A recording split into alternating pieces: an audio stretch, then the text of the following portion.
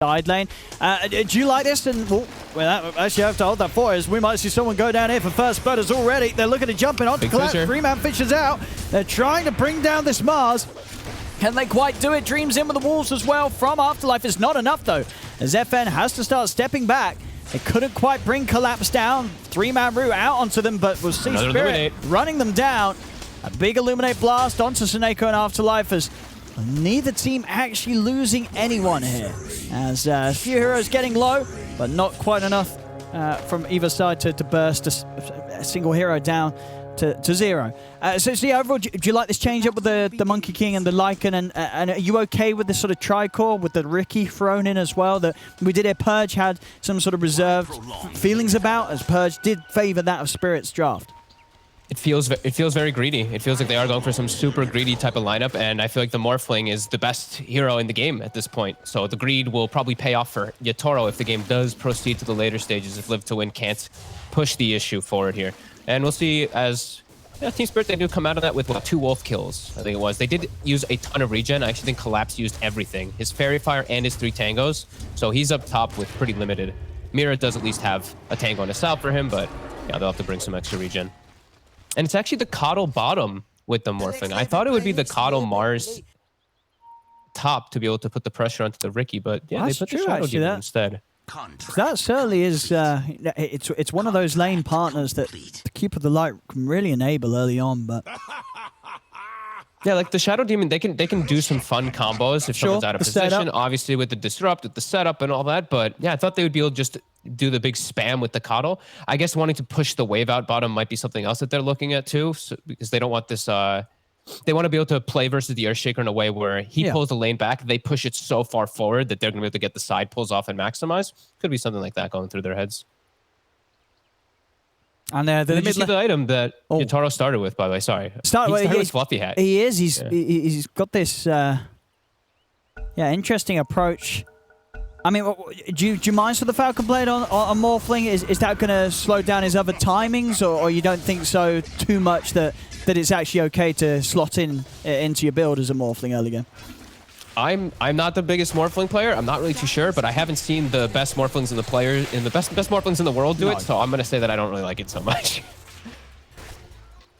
I mean, no, that's fair. As you say, I don't think we've seen any of them try for this, but we'll see. We'll see if it works out for Yatoro. See if it feels nice in the way his game plays out. We'll see up top. Going in onto Collapse. Mirror holding back Dream. Just long enough, allows Collapse to sneak into the trees. They'll salve up the Mars, keep him safe. They're playing well around that, the lack of regen that he really did have. They did bring some extra up there, but look at them putting that pressure. He's down to the 1 tango again, Mira only 3. This top lane looks like it will probably start to get kind of difficult for Spirit as these levels do start to come for the Oracle. They can set up kills pretty easily. The Oracle onto either the Mars or the SD when they have level 3. Those Purifying Flames will be quite threatening. And what do you sort of expect out of this the mid lane matchup? Void Spirit against the Monkey King. FN should come out quite ahead. But once he's got like the level 2 Jingu, you just get these free hits always, and you'll be able to just power deny. And when he gets the Orb of Venom, I see he didn't opt to start with it, but once he gets that, it makes it way harder for Tokyo. As you get Jingu, and then you just power deny as this Monkey King. Up top. They're able to get the spear. Tricks the trade and then jump out. I mean, it's sort of as good as the setup is. It's, unless you're sort of catching Dream already low, he's always very likely to be able to jump away after it comes to an end. Yeah, Ricky has a pretty ridiculous base regen too, so when he has the Tango running, he's safe, and he's just building up all these stick charges versus the Shadow Demon. And you are one of the higher armor heroes in the game at the start, so that rebuke is not as threatening as usual. Now we're seeing the farm appear. Dream 10 for 2. And it's the 15 and 0, so Dream, of course, we have with this wave underneath the tower. Pretty even there between Dream and Collapse. Collapse off to a good start, though. Up to 16 last hits, while we see the opposing side, the Lycan not having nearly the same amount versus Yatoro. And Yatoro, he pretty much has the Falcon Blade dot, so it is going to come out very early, and it's just nice damage and regen and all that. We'll see if he can make it fit into the build for the Morphling.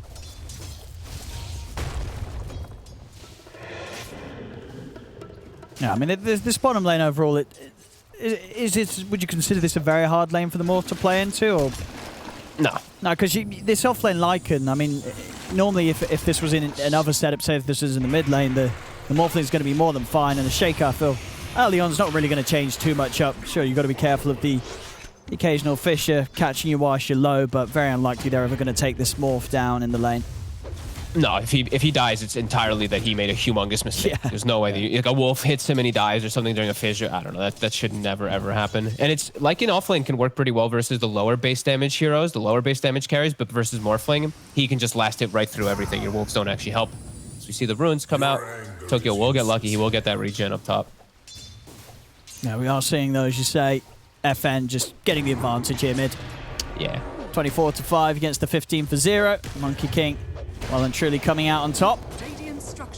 Baits the glyph. Nice play by FN there. Turned to Boundless and just did a little fake. Tokyo pops the glyph, and then now FN full heals. Seeing a lot of players really bait out the glyphs onto those Boundless strikes.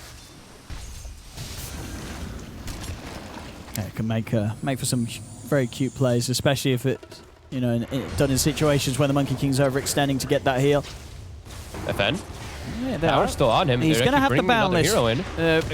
Instant full heal. There it is. Power of the Monkey King there. And now Kato left bottom. He's at least a speedy hero, so he'll be able to run all the way back down there, maybe stack some camps too. As he's actually sticking in the area for a moment. And FN getting in again. For FN. This time won't quite be able to get the Jingu built up, but he will have a Boundless to throw out and get the stack, but it doesn't matter. Nice dodge. All right, and Miposhka's staying around there. Not your usual gank to come out from Coddle, but with the one point in that solar bind, makes it enough for Tokyo to be able to kite him out. And Morphling is still just doing fine, so he doesn't actually have to head all the way back down there. Yeah, nice and I guess so as we see, the Falcon Blade is just picked up instead of what the more standard couple of Wraith Bands you'd see on this hero. Yeah, but the Wraith Bands are just so nice. Like they give you actual attack speed, which is it's just amazing for a hero like Morphling where you're all about your base stats. It's probably gonna work anyway. Honestly, I'm seeing it picked up a lot on all these just ranged Agis. So. Yeah. Sure, why not? As the rune's being checked up again, they're gonna double check the bottom rune, and it's gonna spawn top for Tokyo again. Seeing FN and Immersion looking to chase down Miposhka. They should have him here. FN needing. Oh, actually, he's got the movement speed against him. He does not. He does not. 375 against the 350. And top, they get the poison stacks. It's more than enough to take out Dream. Already time for the tips to start coming out again. Of course, this was all started by Live to Win back in that first game of the series. Collapse 37 last hits. He already has his Orb of Corrosion up here too. That is quite threatening as they have the Catapult Wave pushing in. They can actually apply a decent amount of pressure on this top. About to hit 6 too, so we have that 6 now also finished. And I think something just broke in my house. Uh-oh. Yeah, I heard that as well. You're all right. What did the cat do?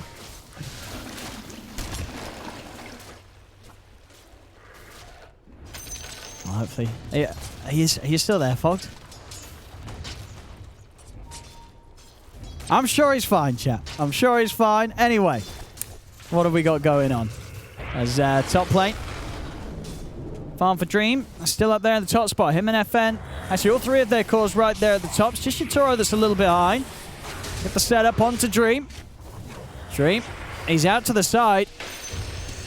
And he's away. Not quite enough catch yet. And Collapse not finding a chance to drop down the arena. We'll see over towards mid. Toronto, Tokyo getting in aggressive with the DD rune. He's diving in with the Astral Step. He's done it. Cuts down FN. As the kill is his now. Over towards Miposhka. Miposhka will make it away. But good use there of the DD rune. We're still seeing though around mid. Shaker. He was hanging around. They're actually going to get themselves another one of this. Immersion also losing his life in the mid lane. Not quite sure what the plan was there coming forward. Against okay, I'm back. Yeah, but are we all good? What happened? I'm not sure. Something popped. I don't know what it was. I'll look for it after the game. I bet it was the cat. This action. It's Toronto Tokyo. He's going to find another. He found 3 kills basically with that DD rune. They do lose Miposhka. Yeah, he dove in mid. He gets the kill onto FN. He gets the kill onto Immersion, who comes mid as the Shaker, and then he also gets the kill onto Seneko, all through the duration of the same DD route. Well, that's the dream for this Void Spirit. I missed everything. God damn it. And now Yatoro can just go to the jungle. They're going to be able to pressure bottom with Afterlife with this book on the side of Live to Win. But yeah, that's huge, getting this Void Spirit enabled. Now he can make moves around very easily with Collapse, too. He's going to be enabled to set up kills onto potentially this Riki. High burst damage now on him with the max Resonant Pulse. 2 points in Nathan Remnant, too. This could be a nice gank setup onto this Riki. See the game. We're going to see the replay here for you folks, what we had earlier. I need this. So that was, yeah, him getting in. That's at the start of the DD room. Quick one on FN, and we see Immersion. He kind of looks all right here, but then suddenly he isn't. As you'll see him head towards mid. They're sweeping around, and Immersion isn't quite ready for Toronto Tokyo to swing back in on him. Yeah, I mean, Astral Step with DD is a huge power level that you can't have to be prepared for. So they do lose those kills, but it looks like they're actually okay off of this. They do make a nice move to bottom. Yeah, we see you on the camera as well. They're okay. Oh, we do. Yeah, I have to go check some stuff, man. I don't know what the hell happened. Dude, I'm actually concerned. I have no idea what exploded. It sounded loud. Something broke. Something's definitely broken in your house. That was a definite smash. We have more focus now in the game. Much more important things to be looking at as Live to Win. What we got? Aggressively posturing themselves, and that's just about it. Collapse takes top tower. 10 minutes kicking off supports. Now getting close to that 6. Coddle will receive his. Now we're going to see what Miposh can do with setting up these recalls constantly around the map.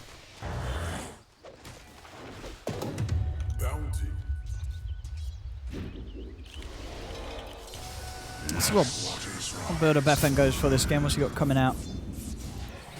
Okay, so he's going to be going the Witchblade, I guess. Witchblade? Yeah, Witchblade Rush, I guess, is the mid-Monkey King this game. Okay. Excellent. So not going to be going for the farming build. No. And I mean, he can't, actually. He has the Riki on his team, so they have to go for these type of more damage builds and all that. That's fine. Afterlife going to finish the book 3 before he looks to get involved. And I think this is going to be a bit of a quiet little game here in this mid game. I think both teams are really wanting to just farm and pick up these next few items, because Collapse can probably be the one to make those moves if it just comes to him, but he also wants to be able to farm his item. I mean, then but yeah, on Live to Win, it's just Immersion. Immersion's the only one who can really make a lot of things happen in the game, so it's really up to them to try to farm his blade back. Collapse. They're actually setting up for with these two. And he's going to lay down the arena, but they're already in on him. They will manage to knock him back. As Miposhka, he may have just done enough to keep them Collapse safe, as now they're ready to turn. Toronto Tokyo coming in with the Astral Step. Streams off to the side. The spear will catch onto FN. Another jump forward, but Snakeo's now in with the backup. Afterlife committing with the ult, chasing down Collapse. They'll get Collapse. They'll find Toronto Tokyo in the trees. He's got no Dissimulate, no more Astral Steps to get away from this, as the Boundless Strike will set up for them to kill him off as well, as they get both of the cores. Now they can swing to mid too. That recall actually hurting them more than helping. The quick TP rotations from Live to Win. And them setting up a gank with their 2 carries. When specifically the Riki carry, who's going for Battle Fury, he actually goes for an attempted gank with FN, and it ends up working. Getting 2 big core kills. Wow, it's going to give him a nice bit of a boost. As still having to... They're slightly less farmed to the cores of the game, but incredibly closer across the board. And the top ones, still that of Live to Wins and hitting good timings. Level 3 Necro book done, 12 minutes in on Afterlife. And during all this, they're giving Immersion the mid lane so that he can just chill and farm. And I think they're recognizing that, Morphling, it's just a hero that always just takes some time to build up. So if they can look to set up, if Collapse is ever isolated, they can punish him. But if his team is around him, Collapse is probably one of the strongest in the map when he's got this Coddle and this Void Spirit around. This mid tower does not look defendable for Live to Win. They don't have deep push. Dire's middle tower has fallen. Not at all, really. Their wave clear being a Fisher and a Boundless Strike, and that's not always going to be there, with FN having to use this time to quickly finish off his first item, and it's pretty much done. So Witchblade will be ready for the next fight on FN. They can smoke up. They got the book 3 too. Yeah, this is a pretty big spike here for Live to Win. They're drawing the lines actually to invade into the triangle, it looks like here. They're probably looking to just hunt for the Morphling. Yatoro, don't think he's going to get caught by it. It's really tough to kill him anyway. but they might be able to find the Coddle in the backlines. Just scout with the Wolf, and yeah, Miposhka.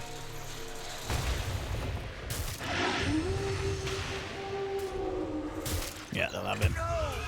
No trouble there, taking down the Keeper of the Light. The question is if they can get anything more out of this. Is, of course, they can Spirit. swing on mid nicely from here. Yeah, but Spirit's got to be careful now, surely. They're bringing in Collapse. Yeah, they have to bring Mars.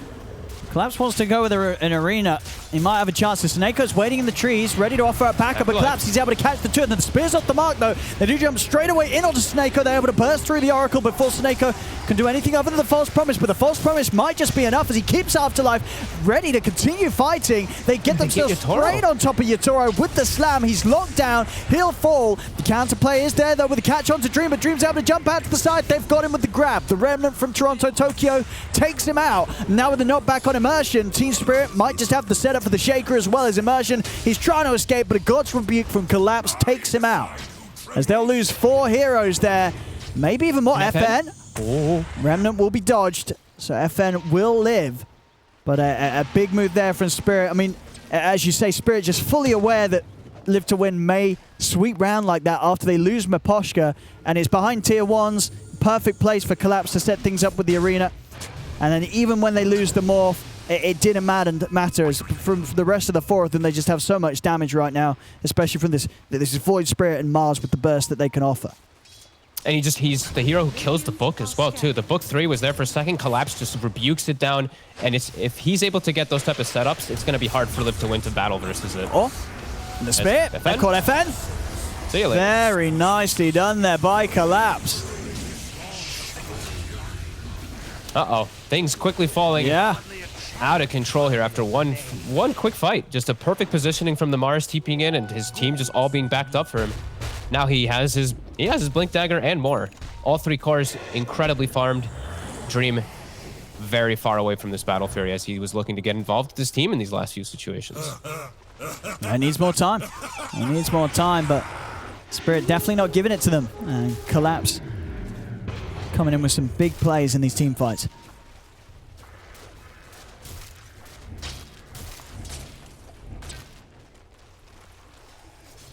We'll see. This is tough. Collapse.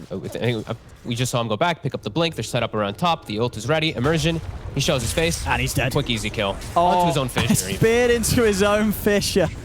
Oof. Oh, that's gotta hurt.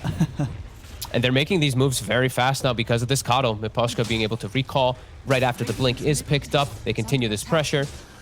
And it's time where Immersion does not get to farm his Blink Dagger, which it really feels like Live to Win's going to need to be able to kick off these good fights. As the Morphling, that's before he's at his power spike. He's starting to get much stronger as this time does build up anytime they do give Yatoro.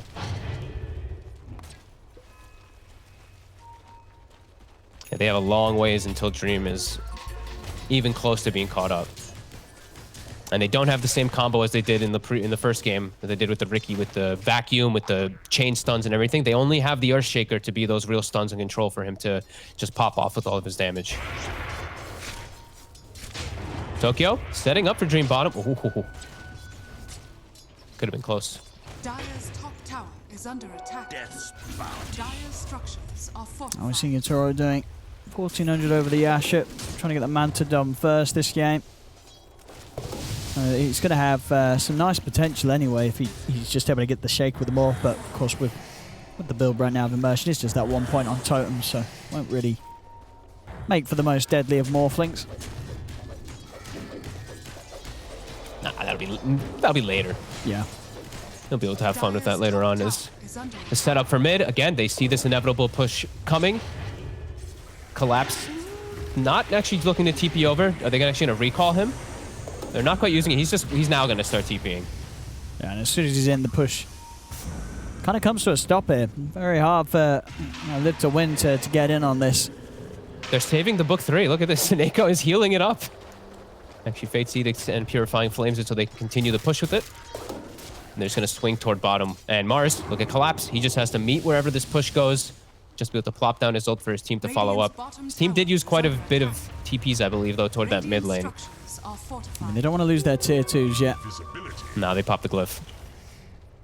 And they can do a very good job at defending towers. It's not hard for Team Spirit's lineup.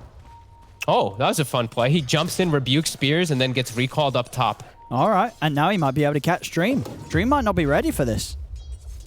2 seconds until Blink and Spear's up. Radiant's bottom tower. And they've got him pinned to the tree. Do they have enough damage, though? With Toronto, Tokyo, they definitely do. A quick, very smart move there. I mean, we are seeing teams, you know, the ones with the Kotl players, they know how to really catch you by surprise with these global moves. Yeah, they show him bottom really fast, and then they did see the recall happen immediately, but they don't know where it is. And they also do fun plays with the chakra. That's the other thing I'm always seeing. There's double God's Rebuke in almost all of these team fights. So the book gets summoned, he rebukes once, gets chakra, rebukes again, up top there, maybe a little bit of limited damage. They do the same thing. They have the rebuke. Tier 2's taken, they can take outposts, but Live to Win can at least claim the opposing sides to even it out.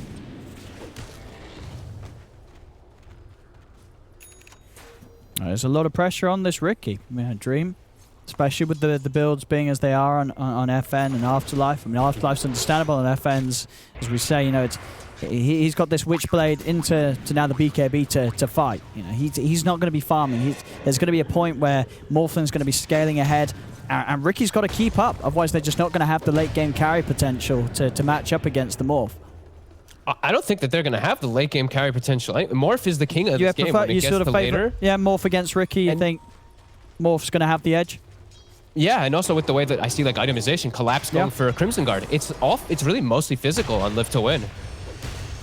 So we'll find a pick off on Mira. Collapse waiting up on the side here.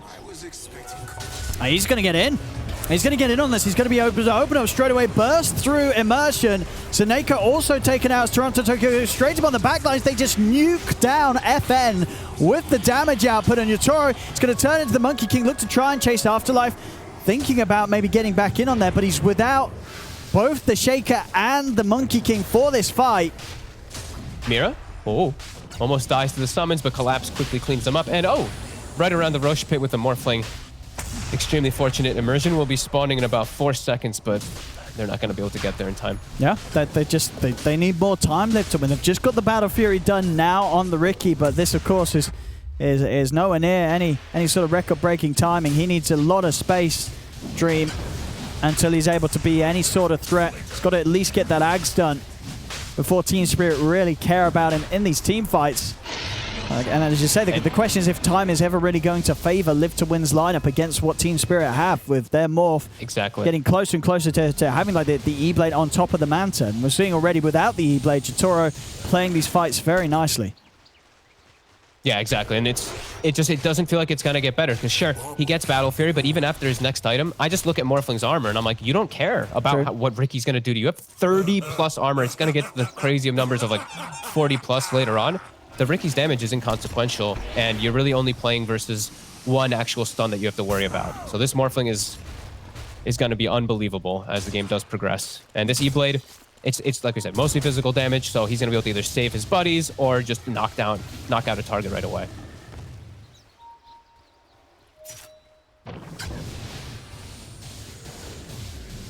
Yeah, Collapse is really kicking ass this game, and I really wanted him to too, because I watched a couple of his past games where he had Mars. They actually lost the last few that he did have, so it's good to see for a lot of these players just to get your confidence back, because it does seem to happen to a couple of them on this hero. When you have a couple spear misses, you maybe stop picking it a couple games, but he's back and feeling very comfortable and just doing an excellent job this game. And perfect itemization.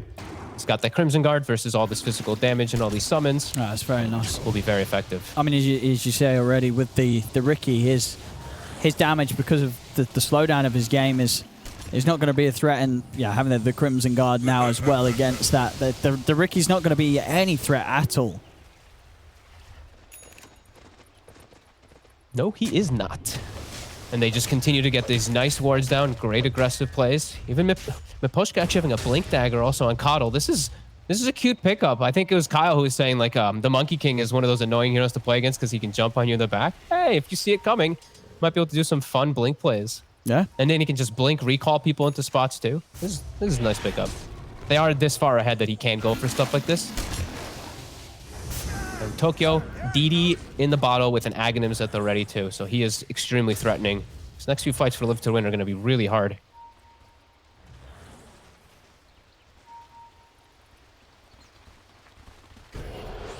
Yeah, I don't know how Live to Win take the fights. They have got the BKB done on FN, so he can at least get in on the front.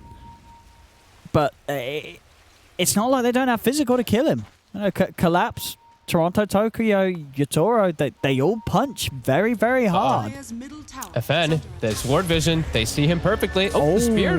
Uh-oh. I complimented him. I mean, yeah, now he completely whiffed it. FN's able to turn, get the Wukong's command out. Does lose Seneko on the side of it.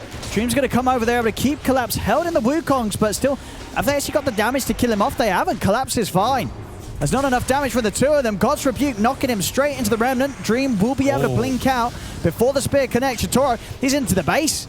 He's looking to get in aggressive onto them. They will manage to catch him with the Fissure. Yatoro is fine. He's able to make it out. Lucky that they didn't lose more on the side of Live to Win there, it feels. You're able to scurry back to their base, but still under heavy threat. They are having a nice push bottom. This book, as well as the Wolves, are threatening it a bit here. I think they also got the Ag Shard on the Lycan. Yeah. So he's just going for full split push. FN has to be careful. There's so much deep vision. They're actually seeing everything from Live to Win. They're going in again. Toronto, Tokyo, he's jumping straight in, Collapse onto the side. He's looking for Dream. Dream will be able to lay down the cloud, but there's the E-Blade. Boom! Oh, it's already online. Dream's gone. He's picked it up, but he's put it to great use straight away, Yatoro. And now in the high ground, they've got vision. They see Afterlife waiting up here. They get the setup straight into the tree with a spear. 2 kills for Yatoro. As this game is just, it's starting to look as rough as game 2 did for Live to Win. I don't know how they come back into this one, as they're just falling further behind. You know, Dream, their only real chance of some sort of scaling carry, and as we're seeing at this point, the Spirit, they have no trouble killing him off and taking him out of the game. As the Earthshaker 2, Immersion, it will be protected for a second, but only a quick second. As this game feels completely impossible. The Riki has nowhere to recover. All this ward coverage that I'm just seeing Miposhka put down too, so they just see all the moves even happening before Live to Win even thinks about doing them. They have a base ward at 25 minutes. It's all going in favor of them, as Morphling, the king of the game, with a quick early E-Blade, evaporating any targets he really looks for. Yeah, it really is. Yatoro having a great time this time round, and they're trapped. They're trapped in their base. They've got the full coverage. The high ground ward on both of the entrances to the jungle. They've got the base ward as well. They're at least getting some pushing power going down bottom from this constant wolf that's going there, but they're not going to be able to get much more out of the map at all. And the Riki needs another 2 items to ever have hopes of dealing with this Morphling. See bottom of They're even recalling the blink in aggressively. Oh, FN. He does BKB in time. He has to. He has to BKB to get out of there, and he will. He'll be able to TP away. Cute by Miposhka with the blink. Blink recalls. Live to Win now. They're smoked up, looking to try to catch Tokyo if he split up. They do have that Echo Slam. The Wolves were scouting the Shadow Demon for a second. So they're going to settle for Mira if they can finish him off in time. They can. Now FN, though, is jumping around, but these wards, they're spotting all of the moves. Yatoro on the chase. I mean, Live to Win's coming back up here. Dream leading the way. And they're onto him. They're onto him straight away, and he's just taken out as the fight begins. Dream instantly goes down. They get the arena out. FN will be false promised. He stands his ground with the Wukong's command, turns towards Collapse, but Collapse, he just slowly bulwarks himself out to the side. Afterlife and FN both trying to commit onto the Mars. They burnt his mana, but on the side, Seneko goes down. Collapse just tanking it all. There's no BKB available now on FN as he gets blown up by the E-Blade combo. Afterlife as well, cannot get out. He's got to accept his fate here. Hands off the keyboard as he is dead. And inside the base, Yatoro even manages to chase in and dive onto Immersion as well, as it's a full team wipe. Team Spirit, they're now cleaning up the high ground, and they're going to call it. They know that this game cannot be turned around, as Spirit, the series is theirs. Game 2, they played against a pretty broken looking Live to Win, and then this game 3, it just looked even